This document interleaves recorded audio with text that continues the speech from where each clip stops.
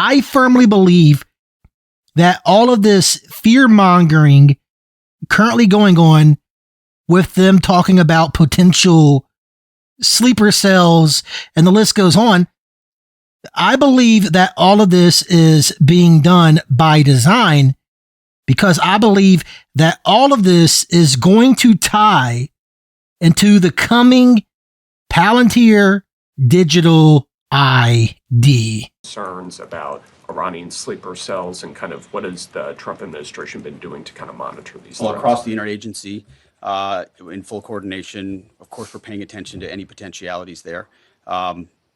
This is a former regime, a regime that seeks to export that ideology and try to sow terror. We're ready for that. We've seen these types of folks before, and the American people can rest assured that we're vigilant on that. Right Secretary, thank you. Kind of a follow up on that last question. There was just this what appears to be a terrorist attack in Austin yesterday. How does that change the operation at all? What effect does that have? And it doesn't change the operation at all, and I know the authorities are executing exactly the way they should. And just like you heard from Pete Hegseth talking about potential sleeper cells being activated, you have all of the main talking heads like Alex Jones and the list goes on talking about this because all of these talking heads have all been given their marching orders to drum up as much fear as possible. You have even this person right here talking about what happened in Texas and how the suspect was wearing an undershirt with a Iranian flag on it. I mean, come on. And talking about how sleeper cells have been awakened. Then you have the puppet her, and I use that term lightly because Laura Loomer is a man, talking about deporting all Muslims. And not to say that I'm, for Muslims or anything like that, but if people can't see where this is heading, I don't know what more I can say because even right here, US-based terror sleeper cells could be ramping up after attack on Iran and on high alert. So multiple different outlets are talking about the possibility of sleeper cells being activated. To me, this seems like one of the final pieces of the puzzle for them to install this digital ID because what they are going to do is they are going to use all of this fear when it comes to the sleeper cells as a way to introduce this digital ID system. They're going to be like, in order to be safe and feel safe, we are going to have martial law. And then we are going to have to use a digital ID system in order for people to feel safe and secure. And pretty much all of your records, your medical, your driver's license, it doesn't matter what it is all going to be stored on one centralized digital ID. And this is what these people have dreamed of for years and years and years. And then the final step is it's going to be implanted under your skin, and they are going to stop at nothing in order to get this pushed. And they are using all of this fear, in my honest opinion, to push all of this. The FBI is raising a nationwide alert after the joint U.S.-Israel strike. Should there be concern about attacks here in the U.S.? Joining us now, Jason Pack, former FBI special agent. Jason, thanks for being with us. The FBI, I know, is on high alert right now and even monitoring suspects or people that they have concerns about. What are the chances that there will be some kind of blowback here in this country from Iranian sleeper cells?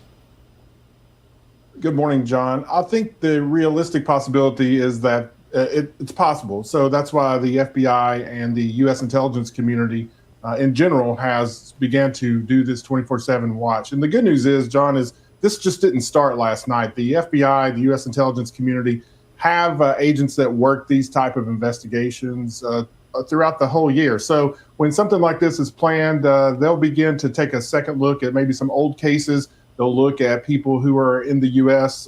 Who may have ties back to Iran, and they'll make sure to start taking a closer look at these folks. It isn't just the Iranians. I mean, there are, it's proxy groups, Hezbollah, Hamas, others that have caused trouble in the Middle East. Do they have agents here as well? Yeah, that's a great point, too. There are FBI counterterrorism agents in each of the FBI's 56 field offices, and they specialize in these types of investigations, whether it's Hamas or Hezbollah or any other type of affiliated kind of groups. They'll have people who have intelligence into those groups. They'll have people who may be here that they've looked at through financial means, through human intelligence, through signals intelligence, all those types of things. But John, really the person that concerns U.S. intelligence the most isn't somebody sitting in Tehran or in some other foreign country. There are the people that are in this country that may see this as a signal to attack. Have they been waiting on this thing to happen, and were that their orders? And so that's really the question that keeps U.S. intelligence community up at night. Yeah, this all comes at a time when, because of the, arguing in Washington, the Department of Homeland Security is partially shut down. What concerns do you have about that at this time?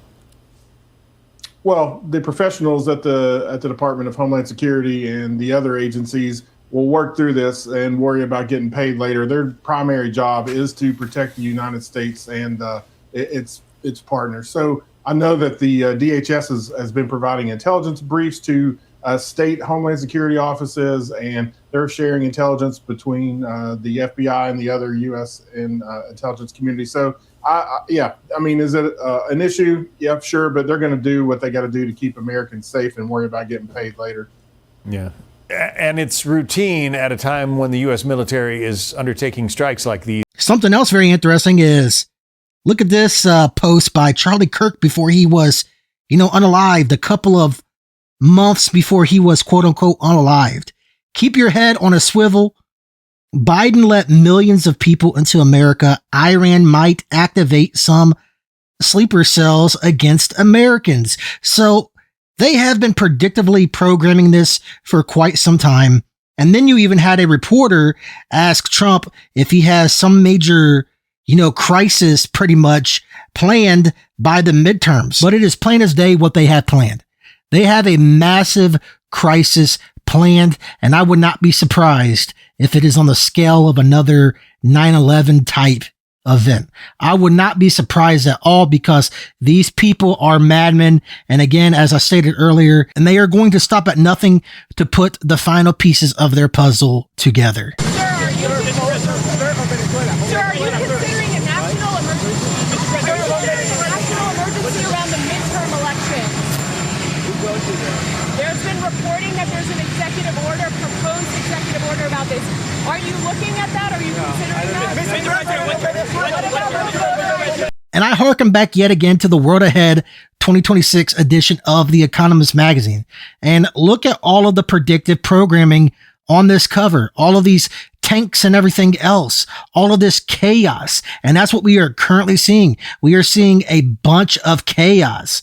I mean, we are seeing AI on this cover taking over. And again, I believe that this is for a reason, because I believe that the AI is, in fact, taking over, and it's going to tie into this digital ID. And then you even have Trump talking about how they want to take over Cuba. He wants to take over Cuba, saying maybe we will have a friendly takeover of Cuba. This is all leading to the one world order system. This is why you have Trump talking about taking over all of these different countries. Venezuela, Cuba. I mean, come on. And then attacking Iran. This is all about order out of chaos, and just in time for the upcoming Ides of March. It's not quite here yet, but they love to do rituals in March. It's their version of March Madness. The Cuban government is talking with us. They're in a big deal of trouble, as you know. They have no money, they have no anything right now, but they're talking with us. and maybe we'll have a friendly takeover of Cuba. We could very well end up having a friendly takeover of Cuba. What about the post? After many, many years, we've had a lot of years of dealing with Cuba. I've been hearing about Cuba since I'm a little boy, but they're in big trouble, and we could very well, something good, I think very positive for the people that were expelled or worse from Cuba that live here. So there you have it. It's plain as day what is going on. And I wanted to do a video on all of this stuff. I mean, and it is all a show. It's all a movie script that you are watching because Iran is involved in this movie script because their parliament building is shaped like a pyramid with 33 windows. So it's all a show. Iran is involved in this show, and the list goes on. Remember, a couple of weeks ago, they burned a ball statue. Yeah, they burned a ball statue, and then a couple of weeks later, all of this stuff happens. All of this is by design. This is one big ritual. This is one big show that you are watching.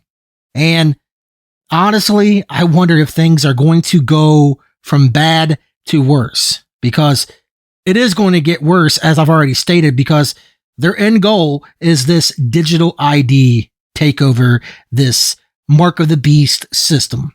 As always, this is Truth Seeker signing out.